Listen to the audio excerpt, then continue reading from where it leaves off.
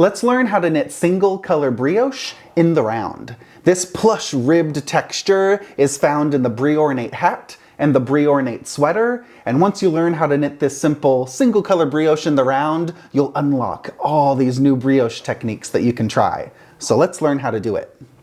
I cast on 40 stitches, and I'm going to use the magic loop method to show you brioche in the round. First, we need to do a setup round. I'm going to knit the first stitch, and then slip one with the yarn over. So my needle goes behind the yarn to slip one with the yarn over.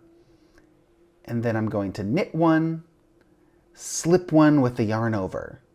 The yarn is in front of the needle as you slip. Knit one, slip one with the yarn over. If you hold the yarn in your right hand, you are going to knit one,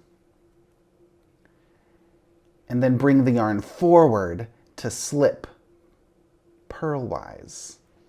And then that yarn goes on top of the needle as you knit.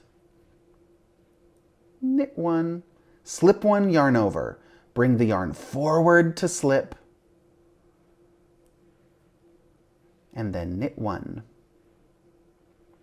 Slip one with the yarn over, and knit one.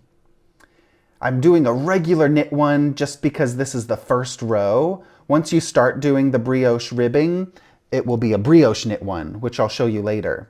So this is what we're going to be doing. This is what it will look like. But pay close attention to your first brioche row, or round, brioche round. Knit one, slip one with the yarn over. The yarn comes forward to slip, and now we knit. Slip one, yarn over. The slip one yarn over is a symbol that represents the yarn needing to be in front as you slip. So you're getting a slip stitch with a yarn over. I think about that slip stitch. I think about the slip stitch like it's wearing a yarn over shawl. So the yarn over stitch is going on top of the slip stitch, on the shoulders of that slip stitch. So when we look at the row, we have a knit stitch followed by a slip one yarn over. A knit stitch, slip one yarn over. This is counted as one stitch, and that will make more sense later. That slip one with the yarn over. So every other stitch should be the slip one yarn over. All right, I'm almost done, halfway through my round. Knit one, slip one with the yarn over. And I'm doing the magic loop method. So if you're doing that for a hat or for sleeves, you're going to pull the needle and put those other stitches onto that left needle. You could also do this technique with double pointed needles or a smaller circular needle. So I'll get those stitches onto the left needle, and then I pull my right needle so that I have a new little magic loop. So just pay close attention if you're doing the magic loop. If the last thing you did was that slip one with the yarn over, make sure that yarn over is going on top of your cord. And now you're ready to knit. This is round one, or the setup round for brioche knitting in the round. So I just knit one, slip one with a yarn over, knit one, slip one with a yarn over. Do you see how my yarn is always in front before I slip? So you get this motion of the yarn going up and over the needle. Knit one, slip one with the yarn over, knit and slip, knit and slip, knit. I'm taking the needle behind the yarn for you continental style knitters. Knit and slip. And remember, for you knitters with the yarn in your right hand, you're knitting and you have to bring the yarn forward to slip. if you hold the yarn in your right hand. Knit and slip. And the final 2 stitches, knit and slip. So now make sure that you just slipped that last stitch. The yarn is going to feel really loose as we transition to the beginning of the round. So you just want to make sure later that you always want that yarn over to go on top of that slip stitch. So I'm at the beginning of my round. I'm doing the magic loop technique. So I want to slip all of those half of my stitches onto my left needle so that they're ready to go.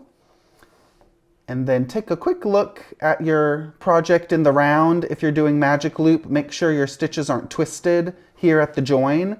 You want to see that little bottom cast on edge or the bottom of your work nice and smooth like that, looking good. And then I'm going to pull on my right needle to keep on knitting in the round. Okay, let's take a look at what we've got. I'm ready to do my next round, but I want to make sure I see that yarn over. Ooh, there we go. So this yarn over, the slip one yarn over, you want to make sure you see that working yarn going over that slip stitch. So make sure you see that working yarn traveling this way. And we're ready to work the next round. Okay, now we're going to slip one with the yarn over. So make sure that the yarn is in front of your working needle to slip one with the yarn over like that. If you have the yarn in your right hand, then just bring the yarn forward first. The yarn is in front, and then you slip. So it always feels a little funky at the beginning of the round, but just make sure you see this. The slip stitch, and then this yarn over is going on top of it. Now we're going to brioche purl. So bring the yarn forward to brioche purl. You're going to purl the slip stitch and its yarn over together. So we just did a brioche purl. Slip one with the yarn over. The yarn is already in front because we're purling. So slip. And then the yarn needs to go on top of that slip stitch and bring it around to purl. Brioche purl. We're purling the slip stitch together with its yarn over shawl. Brioche purl. Slip one with the yarn over. Brioche purl. Slip one with a yarn over. Brioche purl. It feels like you're doing a bigger yarn over when you're brioche purling because you slip. The yarn needs to go over, but it also needs to come forward to brioche purl. Slip one with a yarn over. Brioche purl. You're purling these two strands together, but that counts as one stitch. In brioche knitting, the slip stitch and the yarn over always counts as one stitch. And now do you see how this stitch is like a single stitch? That was the knit stitch we did before. So that's a lonely stitch. It's really cold. It needs a little yarn over shawl. So slip one with the yarn over, whoosh, and brioche purl. Keep on going throughout your round. Slip with a yarn over, brioche purl. For you continental style knitters, the yarn is in front. Slip one with the yarn over, bring the yarn forward to brioche purl. Slip one with the yarn over, brioche purl. That means you're purling the stitch and the shawl, the little yarn over shawl together. So I'm halfway through the round. I'm going to get my new stitches, the other half of the stitches, onto my left needle, and I'm going to pull my working needle to make a new little magic loop.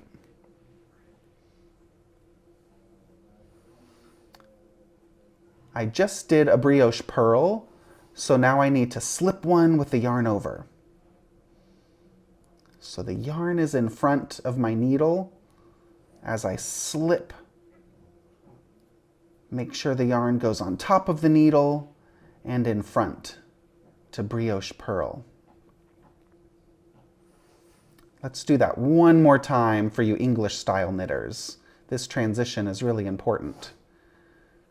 So before you start with your stitches, when you're doing a purl round, make sure that your yarn is in front. And then it says to slip with the yarn over. I slipped that stitch, the yarn was in front. Now take that yarn on top of the needle and bring it around to brioche purl. Slip one with the yarn over, brioche purl.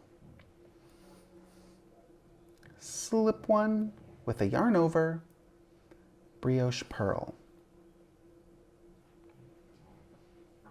Keep on going to finish your round. You can skip ahead in this video at any time to see another round, or keep following to brioche purl, slip one, yarn over, brioche purl, slip one with the yarn over, brioche purl. And as you reach the end of your round, let's see what the end of the round looks like. The last two stitches are a slip one, yarn over, and a brioche purl. So at the end of your round, you want to see that stitch with its little yarn over to brioche purl. That looks good. If you don't see that, like what happens if you reach the end of your round, and it's common that you might just see one stitch at the end because maybe that yarn over slipped off of your needle. But you can just lift that yarn over onto the needle. Sometimes it falls to the back. So if you need to brioche purl but you only see one stitch, ooh, look at that loose strand of yarn. That's probably the yarn over that fell off the needle. So just lift it onto your needle so it looks like this, and brioche purl. It's going to feel a bit loose at the beginning of the round until you have a few more rounds worked. So don't worry if you see this gap like I have here. We're going to tighten that up as we work more rounds. So let's work the next round with a knit round. Put half of the stitches on the left needle. I'm going to pull my right needle out for the magic loop technique. And here's the beginning of the round. I just finished with the brioche purl. So now the pattern says brioche knit, slip one yarn over to end of round. This is the brioche knit. Make sure when it says brioche knit that you see that stitch and its little yarn over shawl. At the beginning of the round, sometimes that can fall off. So if you don't see that little yarn over on your first stitch for a brioche knit, just lift it onto the left needle so you can brioche knit. And I'm going to pull that first stitch a little bit tight in the beginning to tighten up that beginning of round. Slip one yarn over, brioche knit, slip one with the yarn over, brioche knit, slip, brioche knit, slip. If you're holding the yarn in your right hand, brioche knit. And remember, when you slip the stitch, you have to bring that yarn in front to slip. And then brioche knit, slip one with the yarn over. Because we're knitting, the yarn is in back, so you always need the yarn in front before you slip. Brioche knit, slip. Keep on practicing. Yarn forward to slip, and then brioche knit. There's the slip stitch with the yarn over. There's the knit stitch. So every other stitch is that extra strand of yarn going on top of the slip stitch. If you stop your row and you go get a drink of water or yell at your dog to stop doing something, then you can just pick up your knitting and go, what did I do? Did I do a slip stitch? Did I do a knit? Ooh, that was a slip stitch because it has a yarn over, and that was a single knit stitch, so I need to slip. Yarn forward to slip, brioche knit, yarn forward to slip. Just drape that yarn on top of the needle after you do a slip stitch, and you could even pinch it to make sure it doesn't go anywhere. And I'm doing the magic loop technique halfway through the round. And I was keeping an eye on that strand of yarn so it doesn't fall off. So I'm picking up that strand of yarn, and if I just did a slip stitch, I want to make sure I see that yarn over going on top of the cord. So don't let that yarn go in between the cord and fall to the front. You want it going on top of the cord if you just did a slip stitch with the yarn over. Brioche knit, slip one with the yarn over, brioche knit. If you're practicing your first few rounds and it doesn't feel right or it's looking like a mistake, then just take it out and restart. It might take you a few times to start this project until you get the strands right and you get the slip stitches happening in the correct place. So if it's not perfect and you're getting a bit frustrated, then just try again. Just start over. It takes a few times for it to work out sometimes. Yarn forward to slip, brioche knit, yarn forward to slip, brioche knit, slip, knit, slip, knit, and the final slip stitch for the knit round. Slip the last stitch with the yarn over. And when you're beginning in the round, let's go, we just finished from a knit round, we're going to do a purl round. Let's get ready to work our purl round. So now the pattern says slip one, yarn over, brioche purl one. We already did that, so let's do it again. So I just finished with the slip stitch on the knit round, so make sure you see that yarn going on top of the cord, like that. And then we're going to be working a purl round, so the yarn needs to be in front. Make sure you see that little yarn over going on top of that final slip stitch. So slip one with the yarn over, slip, place the yarn on top of that slip stitch, brioche purl, slip one with the yarn over, brioche purl. Those are all the techniques, so you might want to re-watch this video to see how I transitioned from the beginning of the round. It might feel a little bit awkward in the beginning, but this is what it looks like going from finishing a knit round to a purl round. I think that's the weirdest transition because you finish with that yarn over going on top of that last stitch from the knit round, and you also have a yarn over going on top of the first slip stitch for your purl round.